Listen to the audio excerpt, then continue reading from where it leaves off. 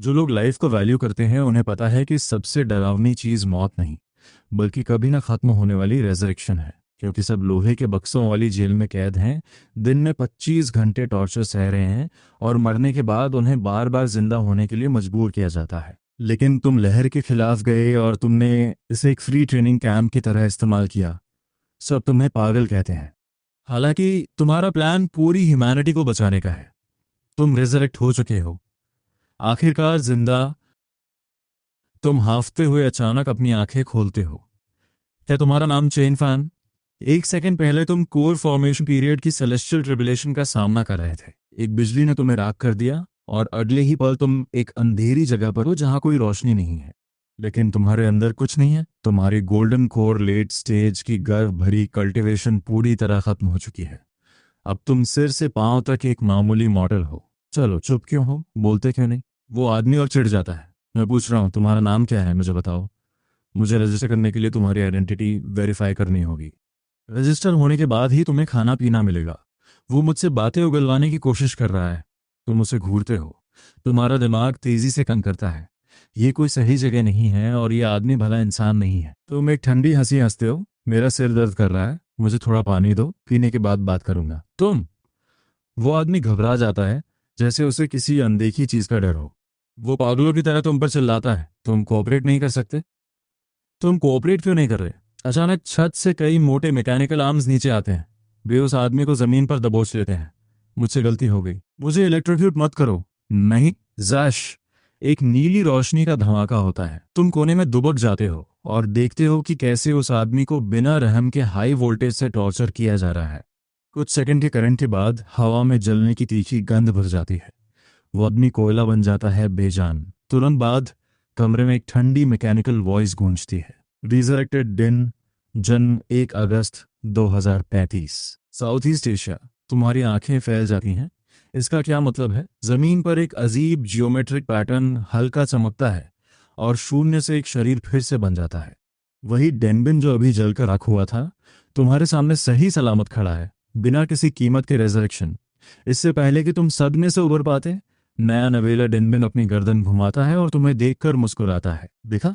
Rules के मुताबिक अगर मैं तुम्हारी आइडेंटिटी नहीं निकलवाता, तो टावर के मैकेनिकल आर्म्स मुझे पूरी तरह एलिमिनेट कर देंगे। तुम्हें घूरते हुए उसका लहजा बदल जाता है।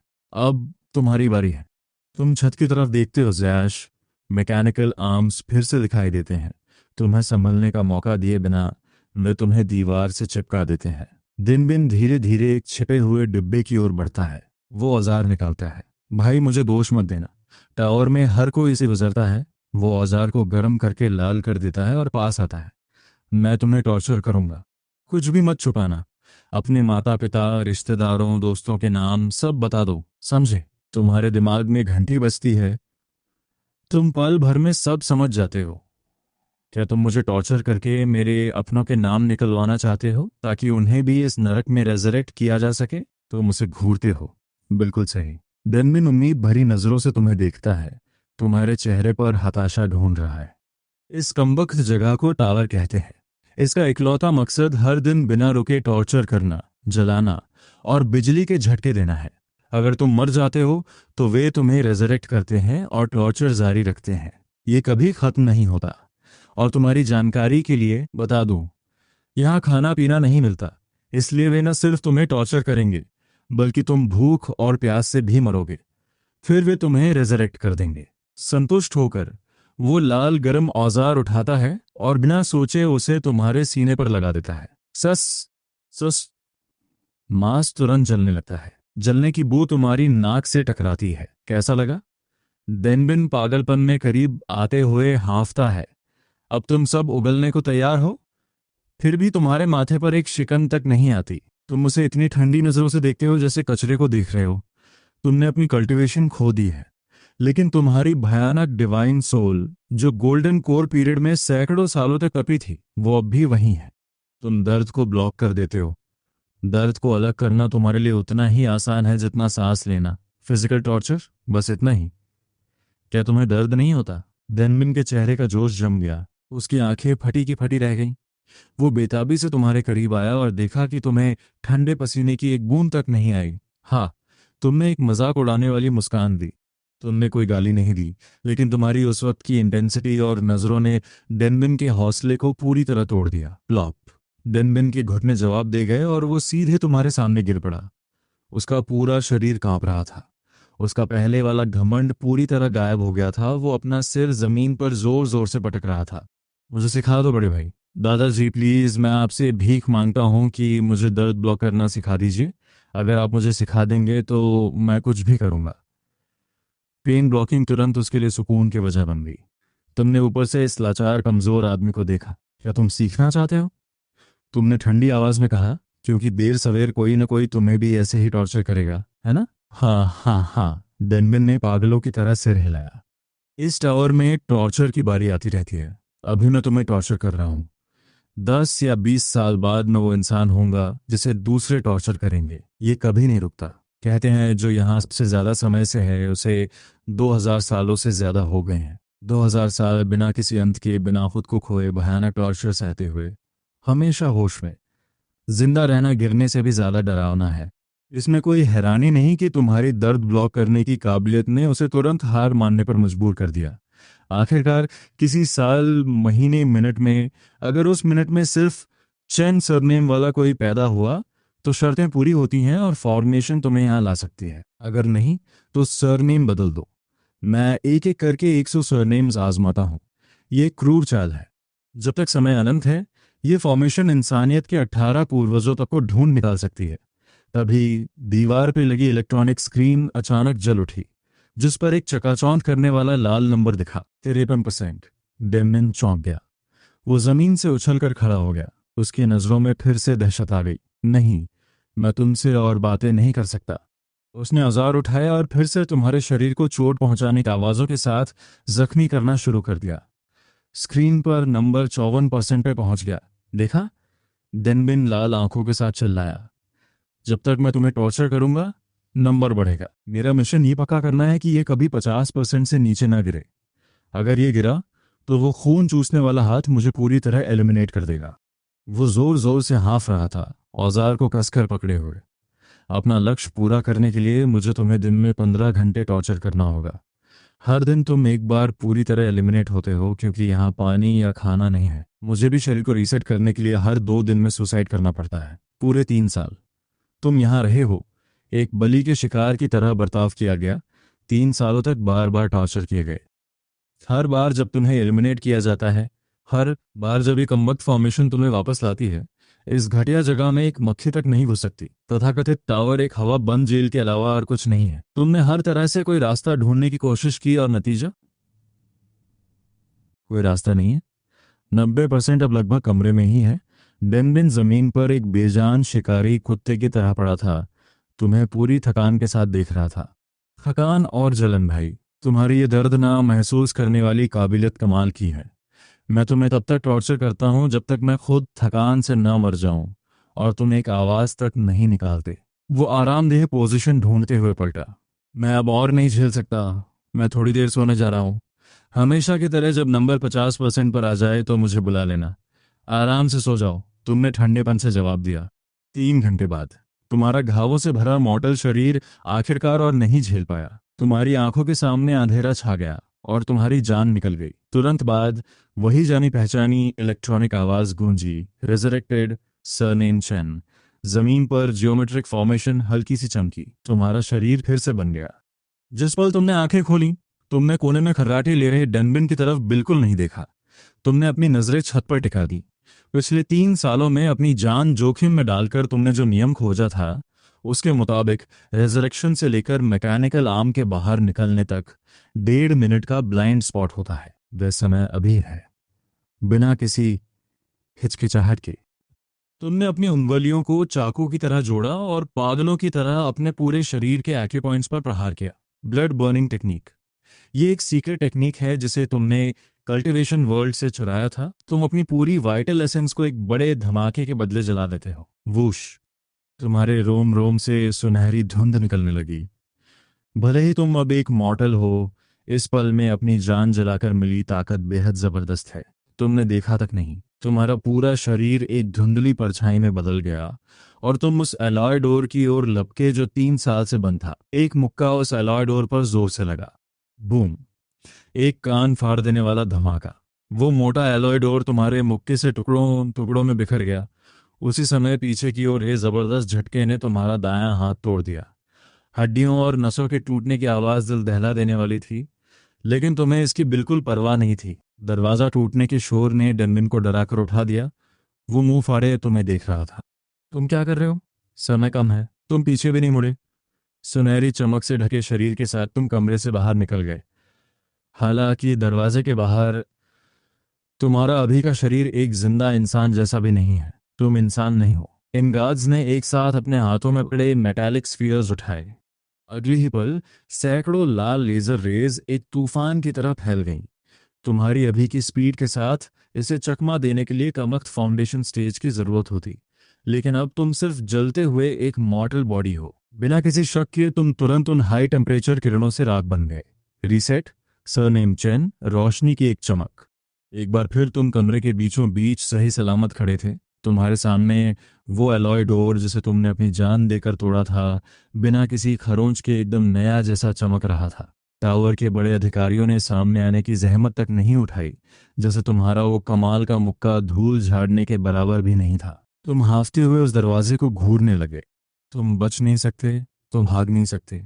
कोने में दिन तुम्हें किसी राक्षस की तरह देख रहा था और काफी देर बाद बोला, तुम आखिर बाहर निकले कैसे? तुमने अपनी भावनाओं को दबाते हुए गहरी सांस ली। बाहर के वो गार्ड्स इंसान नहीं है। उनके पास जो हथियार हैं वे भी इस जमाने के नहीं हैं। दिनमिन ने थूक निगला, यहां से भागना थ्योरी में भी यह मुमकिन नहीं है, और बाहर से कोई बचाने भी नहीं आने वाला। तुमने ठंडी आवाज में पूछा, यह क्या सेटअप है? डेनमिन ने बार बार सिर हिलाया। ये कमबख्त टावर 2000 साल पहले बना था। हम सब यही मानते हैं कि बाहरी दुनिया अब तक तबाह हो चुकी होगी। अगर तुम सच में भागने में कामयाब भी हो गए तो बाहर शायद ही कोई जिंदा इंसान बचा हो। ये बिना सर्वाइवर्स वाला एक नरक है, एक बंद रास्ता, रीसेट के साथ अंतहीन टॉर्चर, कुचल देने वाली ताकत, और एक बाहरी दुनिया जिसमें शायद अब जान ही नहीं बची। तुम ठंडी दीवार के सहारे टिक गए, लेकिन तुम्हारे होठों पर एक सर्द मुस्कान आ गई। अगर आमना सामना करना एक बंद रास्ता है तो चलो इनके रूल्स का ही फायदा उठाते हैं। मैं गहरी नींद, डीप स्लीप की हालत में जाने की सोच रहा हूँ। तुमने डेनिन की तरफ ऐसे शांत भाव से देख रहे थे जैसे रात के खाने की बात कर रहे हो। डेनिन दंग रह गया। ये कैसे होगा? मेरी स्पिरिचुअल सोल एक आम इंसान से कहीं ज्यादा ताकतवर है। तुमने उसे इमॉर्टल कल्टीवेशन के बेसिक समझाने की जहमत नहीं उठाई। तुमने सीधे प्लान बताया, मैं अपनी चेतना कॉन्शियसनेस को खुद खत्म करके कॉन्शियस स्लीप की हालत में जा सकता हूँ। इससे मुझे बाहर का कुछ पता नहीं चलेगा, चाहे मुझे इस टावर में 10-20 साल, 100 साल या हजारों साल भी रुकना पड़े। मेरे लिए यह पलक झपकने जैसा होगा। तुमने उसे घूर कर देखा और ऑर्डर दिया, अगर टावर में कोई बगावत, राइड हो या बाहर से कोई बचाने आए तो मुझे तुरंत खत्म कर देना। एक बार मेरी जान चली गई तो टावर मेरा स्टेट रीसेट कर देगा और मैं जाग जाऊंगा। समझ गए? तुम बाहर से किसी के बचाने आए का इंतजार कर रहे थे। डेनिन कड़वाहट के साथ मुस्कुराया, मैं तो दुआ करूंगा कि अर्थ ही तबाह हो जाए, यहीं और अभी। ये बस एक एनालॉजी है। अगर कोई मौका मिला तो यही हमारा आखिरी तुरुप का पत्ता ट्रम्प कार्ड है। तुमने उसे लालच दिया, अगर तुम मुझ पर नजर रख सको और हालात संभाल सको तो जब हम भागेंगे मैं तुम्हें कल्टीवेशन सिखाऊंगा, वही आसमान में उड़ना और जमीन से गायब हो जाना। डेनिन की आंखें चमक उठीं। अब तक तुम्हारी काबिलियत ने उसे तुम्हारा भक्त बना दिया था, जैसे तुम कोई गॉड हो। सौदा पक्का, डील डन। अगर कुछ भी बदला तो मैं तुम्हें तुरंत खत्म कर दूंगा। ठीक है, अब और बातें नहीं। तुमने आंखें बंद की और एक ऐसी टेक्निक इस्तेमाल की जो सिर्फ डिवाइन ट्रांसफॉर्मेशन स्टेज के बड़े कल्टिवेटर्स ही कर सकते थे, स्पिरिचुअल सोल का शरीर से अलग होना। तुम गोल्डन बेबी स्टेज के 7वें मोड़ पर थे, फिर भी तुमने मर्यादा पार करके यह टेक्निक की, जो कि बहुत खतरनाक था। लेकिन यहाँ यही इस अंतहीन टॉर्चर टॉर्मेंट से बचने का तुम्हारा सबसे अच्छा तरीका था।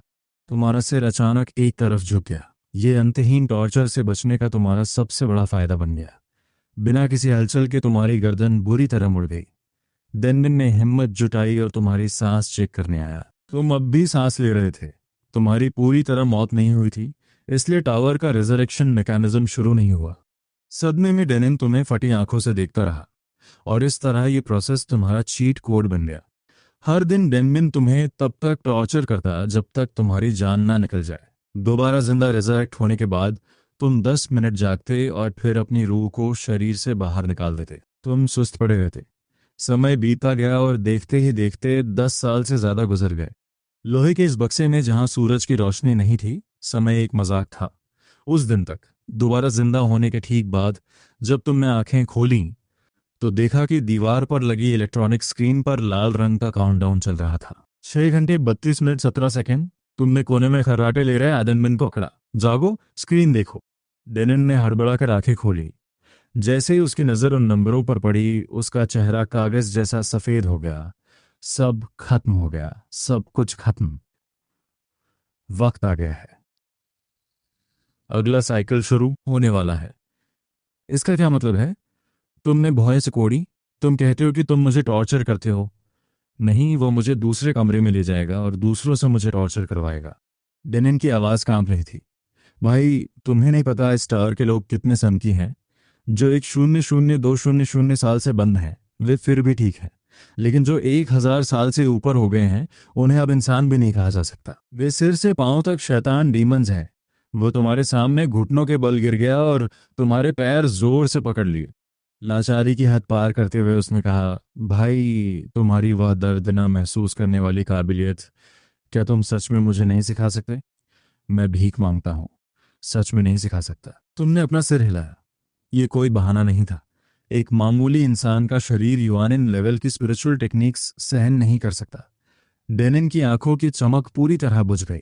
वो मिट्टी के ढेर की तरह जमीन पर गिर पड़ा और उसकी सांसों से भी मायूसी झलक रही थी। आखिरी पलों का फायदा उठाते हुए तुमने वो सवाल पूछा जो तुम्हें अंदर ही अंदर खा रहा था। तुमने इतनी मेहनत क्यों की? मेरा खून बदलने का वो जबरदस्ती वाला तरीका। तुम क्या ढूंढ रहे थे? रिकम्पेंसेस, इनाम। डेनिन की आंखें खाली थीं। उसने बेरुखी से जवाब दिया, एक नौसिखिए नोविस को सफलतापूर्वक जिंदा करने के लिए 1 या 2 साल बढ़ जाते हैं। तुमने कुछ नहीं कहा। काउंटडाउन एक एक सेकंड कम हो रहा था। 30 मिनट बचे थे। डेनिन आखिरकार पूरी तरह टूट गया। उसने अपना चेहरा छुपा लिया और बलि के जानवर की तरह फूट फूट कर रोने लगा। मुझे नहीं जाना, मुझे नहीं जाना। 20 साल। अगले साइकिल में वे मुझे 20 साल तक बेतहाशा टॉर्चर करेंगे। मुझे खत्म होने दो। मैं बस सब खत्म होने का सपना देख रहा हूं। तुमने उसे खामोशी से देखा। ये एक कमजोर इंसान का अपनी किस्मत के आगे बेबस संघर्ष था। 5 मिनट बचे थे। डेनिन ने अचानक अपना सिर उठाया। चेहरा आंसुओं और नाक से भरा हुआ था, जैसे वह आखिरी डूबती उम्मीद को पकड़ रहा हो। उसने तुम्हें घूर कर देखा। मैं तुमसे भीख मांगता हूं, इसे अपने दिमाग में बैठा लो। वह पागलों की तरह चिल्लाया। उसे डर था कि तुम एक शब्द भी भूल जाओगे। मेरा नाम डेनिन है, विन ऑफ आइस। मेरा जन्म 1 अगस्त 2035 को सुबह 9:13 पर हुआ था। अगर तुम भागने में कामयाब रहे तो तुम्हें मुझे दोबारा जिंदा करना होगा। मैं तुम्हारा गुलाम बनूंगा, तुम्हारा नौकर हमेशा के लिए। सुना तुमने? मैं वादा करता हूँ। तुमने सीधे उसकी आंखों में देखकर जवाब दिया, अगर मैं बाहर निकल पाया तो मैं तुम्हारी मदद जरूर करूंगा। तो उसके ठीक बाद काउंटडाउन 0 हो गया। कमरे का तापमान अचानक बढ़ गया। हवा भट्टी की तरह गर्म हो गई। बिना किसी विरोध के तुम और डेनिन राख बन गए। रिजरेक्टेड, सरनेम चैन। फिर से वही मशीन जैसी ठंडी आवाज गूंजी। तुमने गहरी सांस लेते हुए आंखें खोली। कमरा वही था, लेकिन कोने में डेनिन नहीं था। स्क्रीन फिर से जल उठी। बाईं तरफ चाइनीज सरनेम्स की लंबी लिस्ट थी। दाईं तरफ जन्म की तारीखें बिना रुके चल रही थीं। ये तुम्हें अपने ही लोगों के बदले इनाम पाने के उस क्रूर खेल को जारी रखने के लिए उकसा रही थी। तुम चाहते हो कि मैं तुम्हारा गुलाम बनूं? सपने देखो। तुम ठंडी हंसी हंसे और स्क्रीन को नजरअंदाज कर दिया। तुम जमीन पर बिना कुछ किए बैठ गए। पता नहीं कितना समय बीत गया। आखिरकार टावर का सब्र जवाब दे गया और स्क्रीन अचानक बंद हो गई। तभी मौत का ऐलान करने वाली वह इलेक्ट्रॉनिक आवाज कमरे में गूंजी। रेजरेक्टेड ल्यू, जन्म 13 मार्च 1980 को सुबह 9 बजे। चाइनीज। अगर पहली बार में काम नहीं बना तो दूसरी बार, 10 बार, 100 बार मशीन ने खुद नंबर डालना शुरू कर दिया। एक न थकने वाली मशीन की तरह वह बार बार वही नाम और तारीख दोहराती रही। तुम ठंडी नजरों से देखते रहे। पूरे 1 महीने बाद जमीन पर बना जियोमेट्रिक फॉर्मेशन लाल रोशनी के साथ चमक उठा। उस रोशनी में एक साया तड़प रहा था। आखिर में वह साया जमीन पर जोर से गिरा।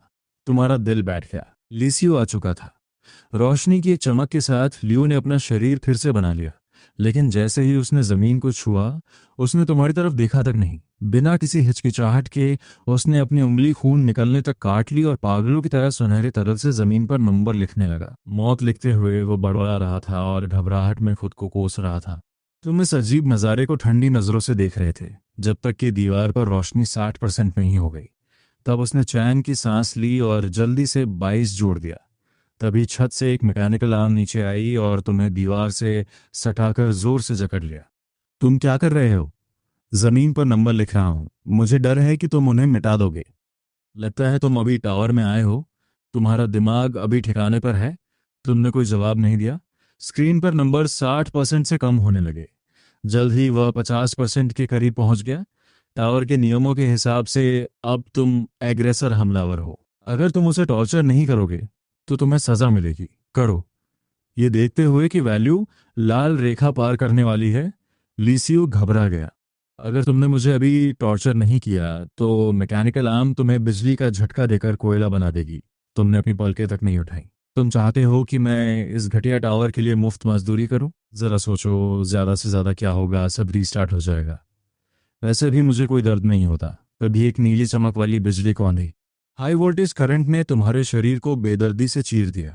जलने की बू पूरे कमरे में फैल गई। लिसियो आंखें फाड़े इंतजार कर रहा था कि तुम चिल्लाओगे और भीख मांगोगे, लेकिन तुम बिजली की उस चमक के बीच बिना किसी भाव के खड़े रहे।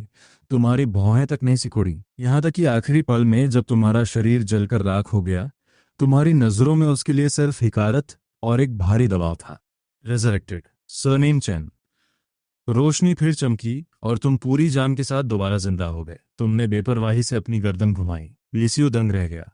उसकी आवाज कांप रही थी। तुम्हें डर नहीं होता? बकवास बंद करो। तुमने ठंडी हंसी के साथ जवाब दिया। सीधे मुद्दे की बात पर आओ। जमीन पर ये नंबर किस लिए हैं? तुम्हारे इस अमानवीय और बेखौफ अंदाज से प्रभावित होकर लिसियो ने कोई चालाकी करने की हिम्मत नहीं की। उसने सीधे सब सच बता दिया। ये वही सही समय है जब हम इस मंजिल के साइकिल में घुसे थे। उसने थूक निगला और तुम्हें घूर कर देखा। 15 अगस्त साल 39, 14:22 और 50 सेकंड। मेरे हिसाब से टावर के साइकिल्स का अंतराल हमेशा एक पूरा नंबर इंटीजर होता है। इस बिल्कुल सटीक शुरुआती पॉइंट के साथ मैं अगले साइकिल का सही समय निकाल सकता हूँ। और इसे कैलकुलेट करने से तुम्हें क्या मिलेगा? तुमने ठंडी आवाज में पूछा। हम भागेंगे कैसे? गार्डियंस की कमियों का फायदा उठाकर। लिसियो की आंखें जोश से जल उठीं। उन गार्ड्स की कोई भावनाएं नहीं होती, वे बस नियमों का पालन करते हैं। अगर नियम में नहीं लिखा है तो चाहे हम अभी जोर जोर से भागने का प्लान बनाएं, वे सुनकर भी कुछ नहीं कर सकते। इस तरह समय बीतता गया। देखते ही देखते पूरा 1 साल गुजर गया। उस साल के दौरान हर दिन मैकेनिकल आर्म्स तुम्हें पकड़ती और तुम्हें रबर की चटाई बना देती, लेकिन तुम लिसियो को टॉर्चर करने के लिए बहुत सुस्त थे। आखिर तुम दर्द को ब्लॉक कर देते थे। बिना कुछ किए बस मौत का इंतजार करना उस टावर का गुलाम बनने से कहीं बेहतर था। लेकिन तुम्हारी अनजानी हरकत ने लिसियो की आखिरी हिम्मत भी तोड़ दी। उसे यकीन हो गया था कि तुम एक बेदर्द इंसान हो जिसने उसकी जान बख्श दी थी। आखिरकार उसने तुम्हें अपना असली तुरूप का पक्का ट्रम्प कार्ड दिखाया। क्या तुमने स्पेस स्टेशन के बारे में सुना है? लिसियो ने अपनी आवाज धीमी की। उसकी आवाज उत्साह से कांप रही थी। आउटर स्पेस में वहां ऊपर कई लोग बचे हुए हैं जो टावर से भाग निकले थे। Space station. तुमने समझदारी से मुख्य बात पकड़ ली। तुम्हारा दिमाग तेज से दौड़ने लगा। खुदकुशी करना और फिर वहां के लोगों से कहना कि वे तुम्हें वहीं दोबारा जिंदा रिजरेक्ट करें। होशियार। लिसियो ने जोश में अपनी जान थपथपाई। ये सिर्फ भागना नहीं था, बल्कि स्पेस स्टेशन असल में टावर से लोग चुरा रहा था। उसने समझाते हुए सांस ली। स्पेस स्टेशन की मशीन क्लास और जन्म की तारीख के हिसाब से लिस्टिंग कर रही है। 1900 से आगे पूरी मानवता को जबरदस्ती पुनर्जीवित किया जा रहा है। जैसे स्पेस स्टेशन ठीक उसी समय तुम्हारा नाम पुकारेगा। जब यहाँ तुम्हारी जान जाएगी तो दोनों चीजें एक साथ मिल जाएंगी। तुम्हें सीधे स्पेस में खींच लिया जाएगा और तुम इस नरक से पूरी तरह बच निकलोगे। तुमने तुरंत इस प्लान में एक कमी पकड़ ली। इसकी प्रोबेबिलिटी बहुत ही कम है। तुम तिरस्कार के साथ मुस्कुराए। पूरे इतिहास में अरबों खरबों इंसान रहे हैं। ये लॉटरी जीतने जैसा ही तो है। हाँ, लाखों में सिर्फ एक मौका। लियो ने अपनी लाल आंखों से तुम्हें घूर कर देखा।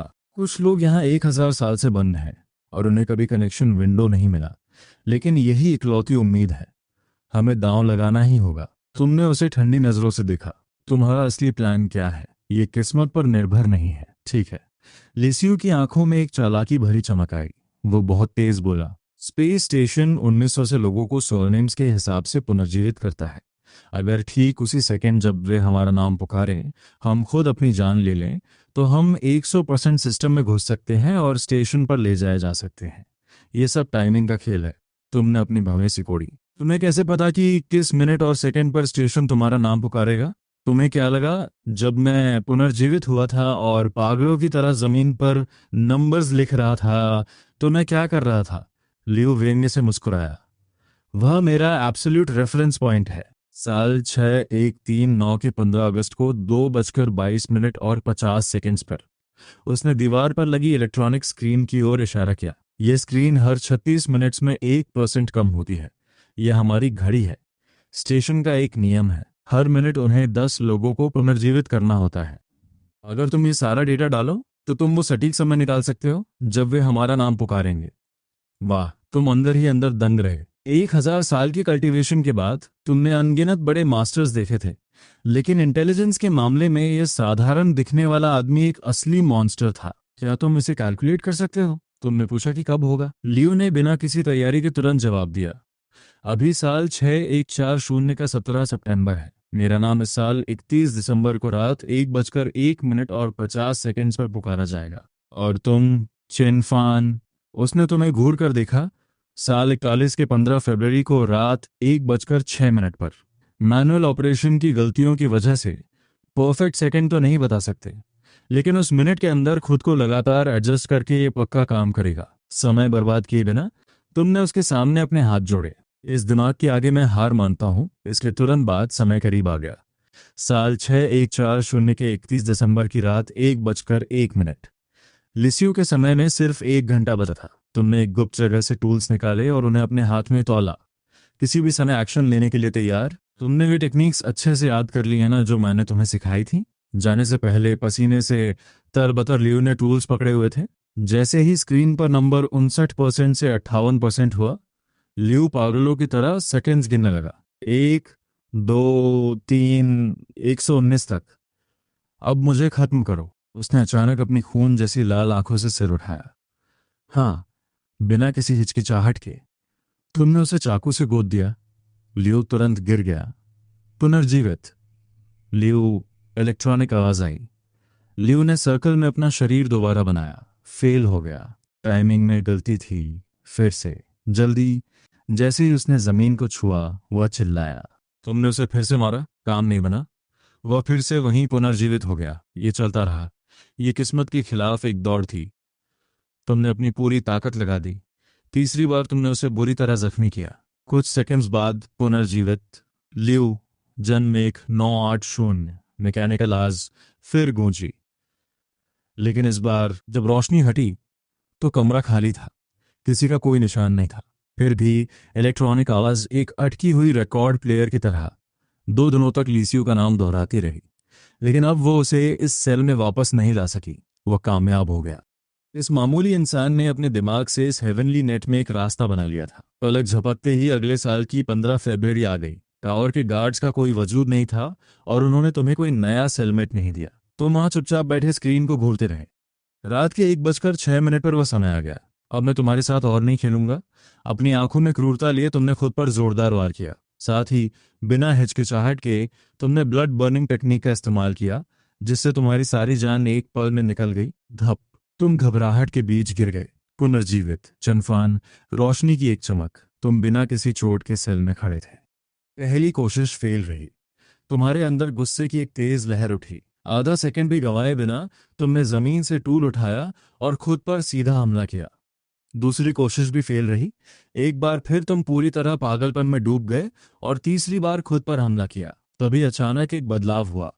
फॉर्मेशन के जरिए शरीर को फिर से बनाने का वह पुराना एहसास गायब हो गया।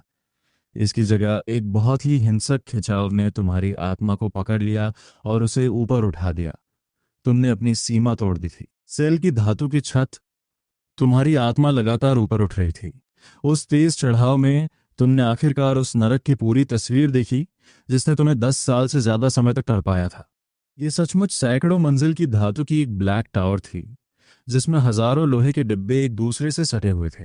उनमें जिंदा इंसान बंद थे जो यातनाएं झेल रहे थे। लेकिन इतना ही नहीं, जब तुम्हारी आत्मा पूरी तरह टावर के शिखर से बाहर निकली तो वो और ऊपर चली गई और उसने धरती की पूरी सतह को देखा। तुम्हारे चेहरे की खुशी तुरंत जम गई। तुम्हारी आत्मा में एक बेहद भयानक सिहरन दौड़ गई। तुमने अपने चारों ओर धरती की तबाह सतह को देखा।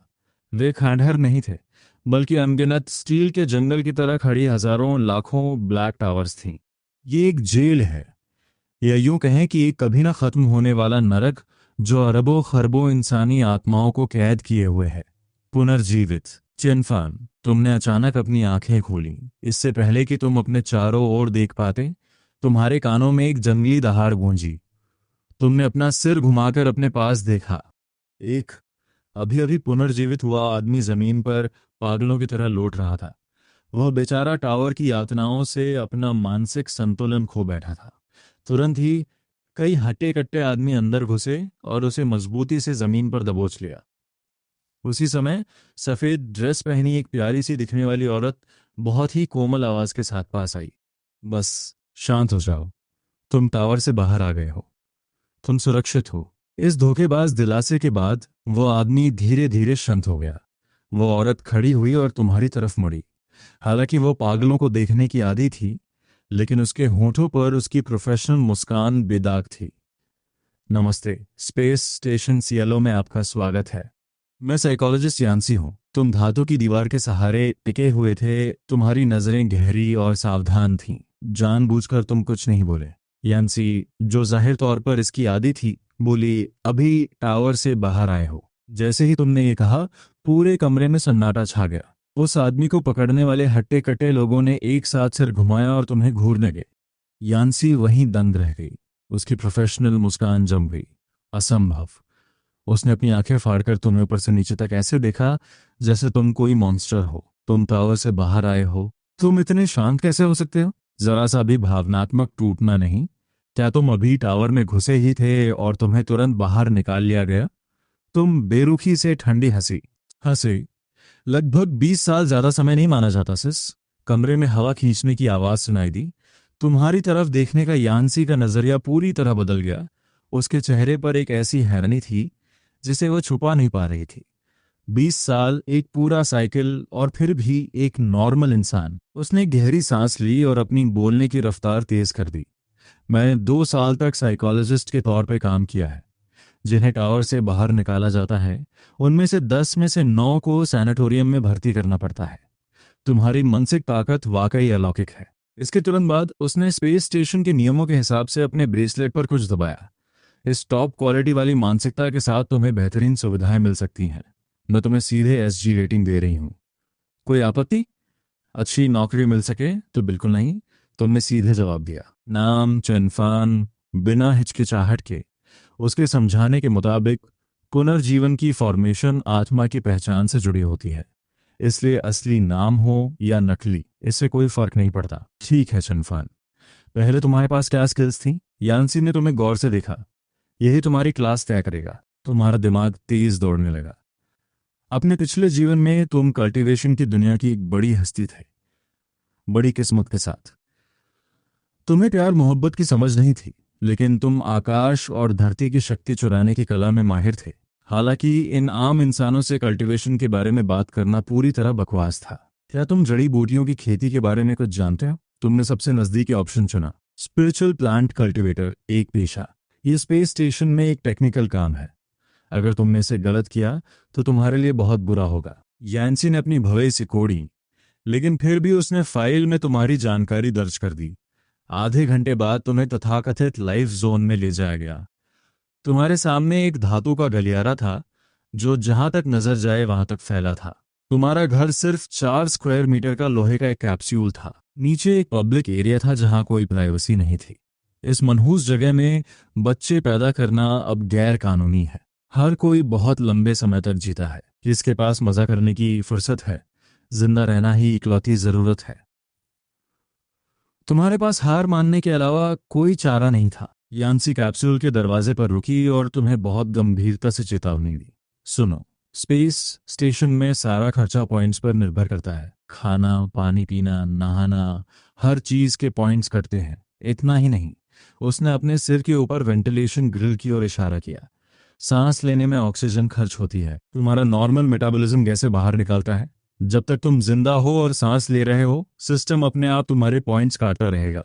तुमने सुना और मन ही मन हंसे।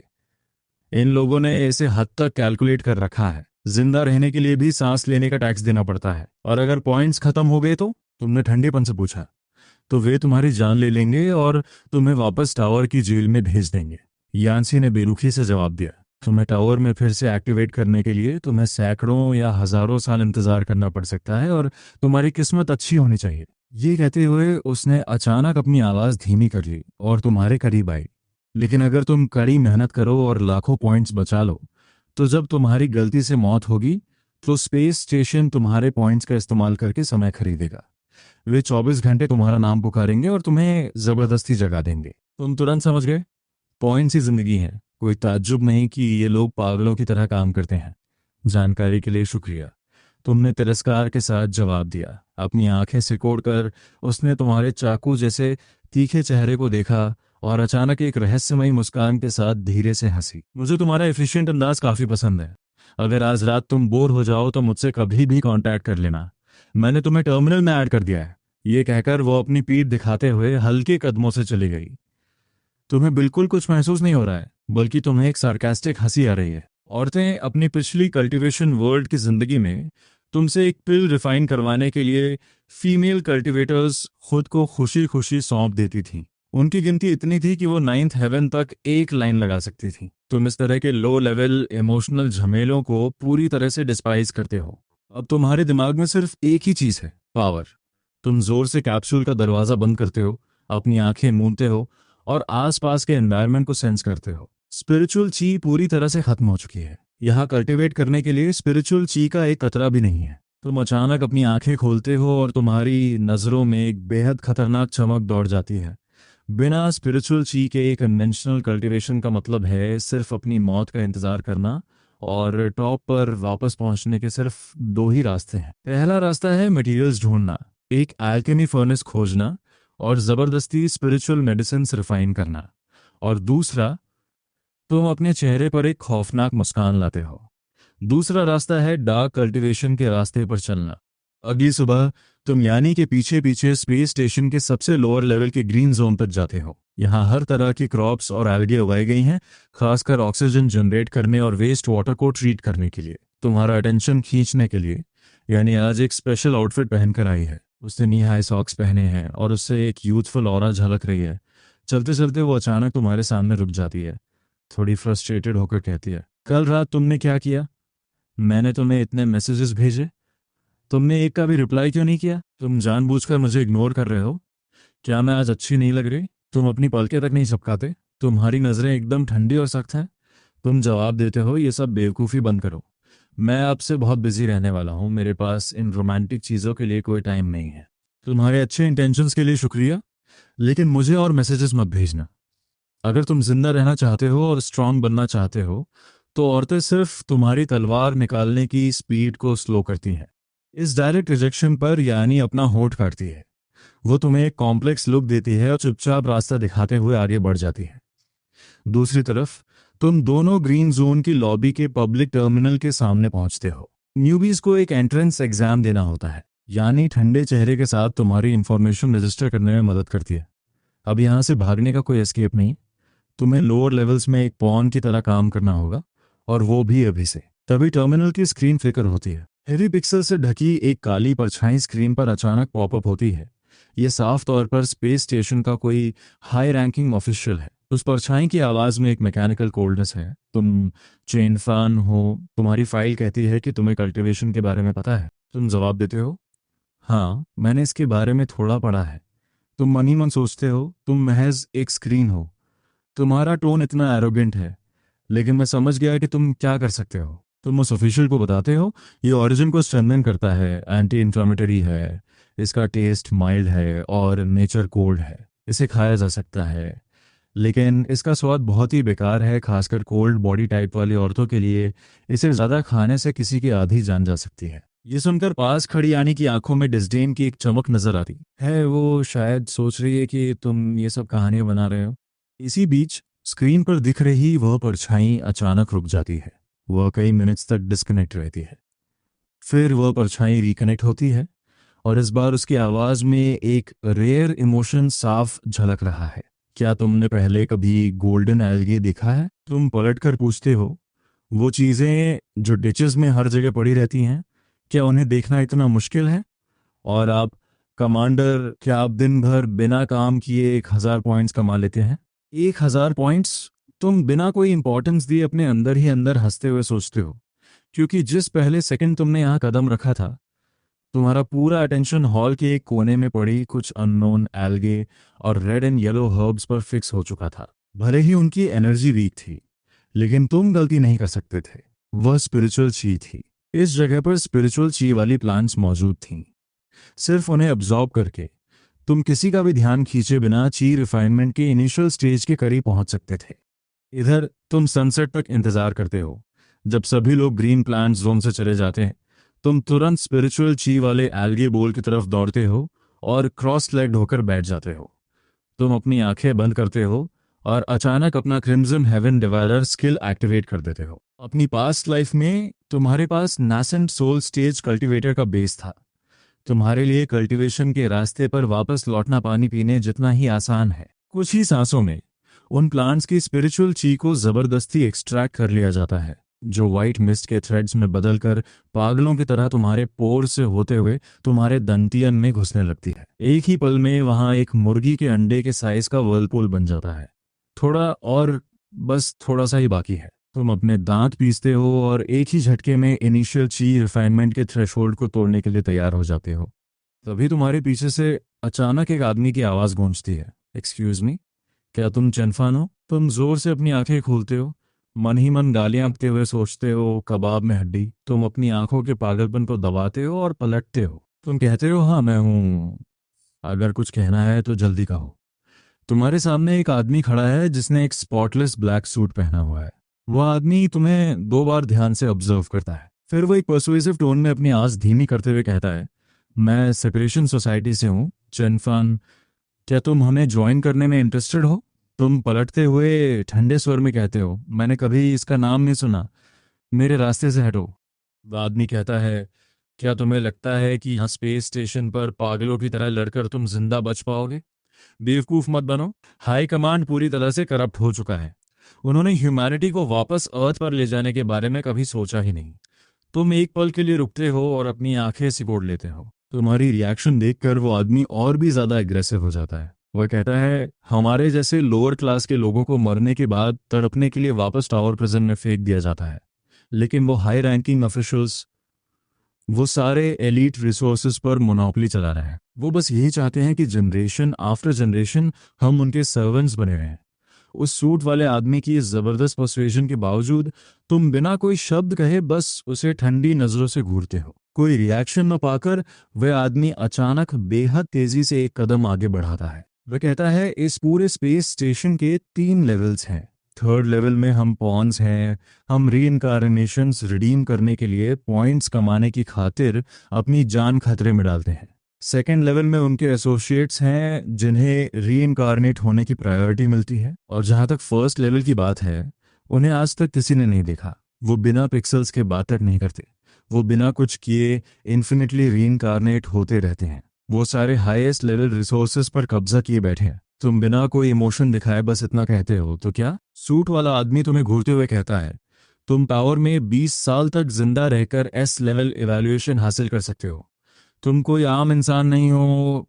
सेपरेशन सोसाइटी को तुम्हारी जरूरत पड़ेगी। तुम्हें तुरंत जवाब देने की जरूरत नहीं है। सबसे पहले मैं तुम्हें वेलकम गिफ्ट के तौर पर एक इन्फॉर्मेशन दूंगा। वह अपनी आवाज को एक बर्फीले टोन में गिराते हुए कहता है, कल रात हाई कमांड रेजिडेंशियल जोन में एक्सट्रीम जेलीफिश रिलीज करेंगे।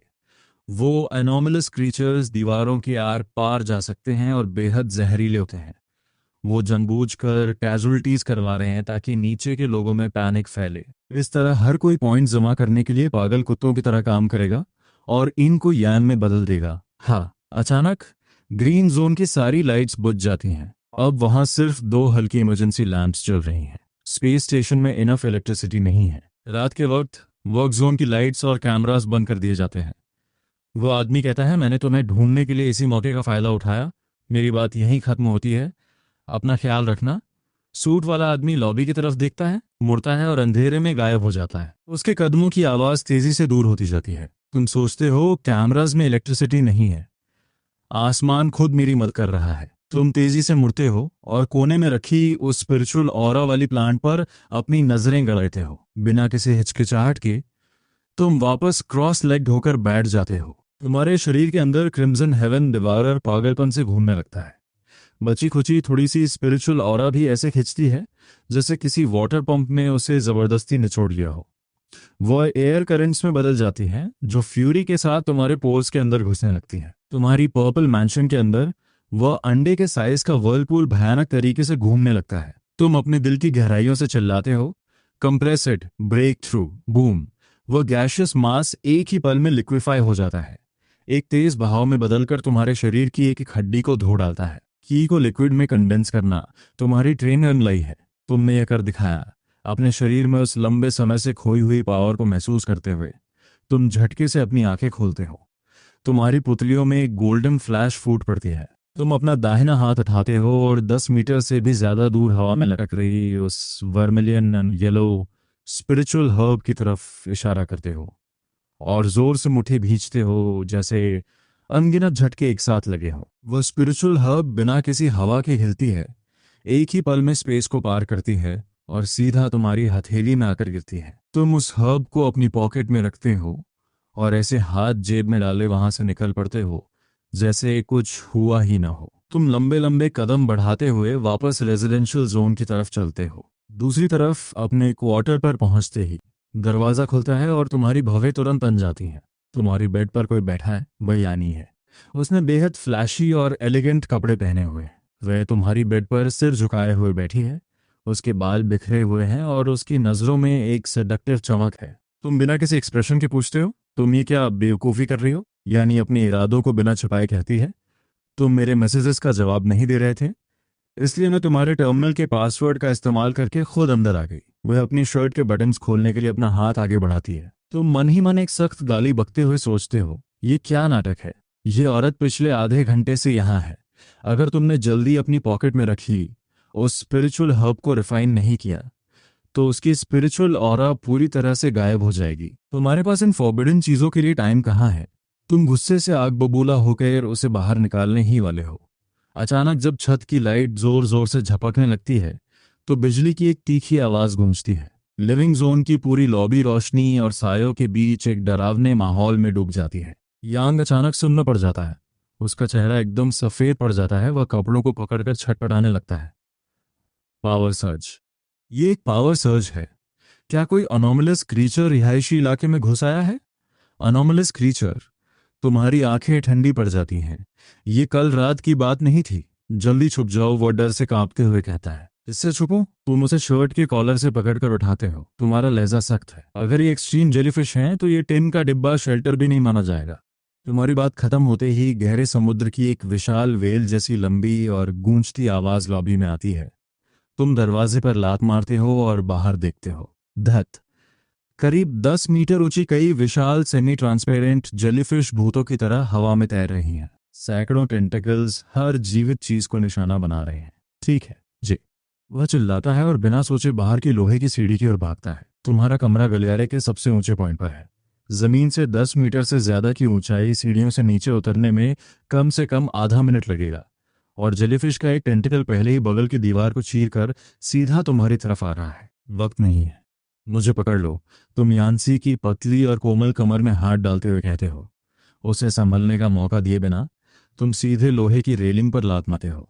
धड़ाम। यान्सी की चीखों के बीच तुम 10 मीटर से ज्यादा की ऊंचाई से बिना किसी झिझक के कूद जाते हो।